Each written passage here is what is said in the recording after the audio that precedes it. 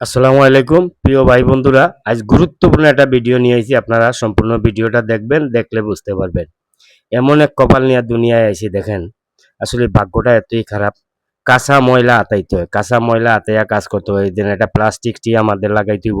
আগের এটা সিআইটি ছিল, অনেক আগের, আসতো না 30 বছর আগের সিআইটি যেটা আমরা বলতাম, বা কাস্টার বলতাম, ওইগুলা লাগানো ছিল। এখন এগুলা সব পরিবর্তন করে আমরা সম্পূর্ণ প্লাস্টিক ফিটিংস লাগামু। এবং এই যে প্লাস্টিক ফিটিং লাগাইতে গিয়ে আমরা এগুলারে ভাঙতে হইব, খুলতে হইব, কিন্তু ঠিক আছে, কিন্তু রানিং বিল্ডিং এগুলো খুলতে গিয়ে আমরা কাঁচা ময়লা আতাইতে হয়। কিন্তু এখনকার নতুন মিস্ত্রি বাইরা আছে, আমাদের সহকর্মী বাইরা খুব কথা কয় আপনার অনলাইনে আইসা বিভিন্ন ধরনের কাজের নিয়ম কারণ দেখায়, ঠিক আছে। কিন্তু তোমরা কি এই যে সিআই মাল সম্বন্ধে অভিজ্ঞতা আছে? সিআই মাল দিয়ে কখনো কাজ করছো? করো নাই। এই ধরো একটা ছিদ্র, এই ছিদ্রটা আজ পর্যন্ত বন্ধ করা হয় নাই। ছিদ্রটা বন্ধ করা না করার কারণে ফ্লোরে দিয়া পানি ঢুইকা বিটার মধ্যে পানি যায় গিয়া এইদিকে পানিটা বাইরে আসে, ঠিক আছে। এতে সারা বিল্ডিংটা কিন্তু ড্যামেজ হয়।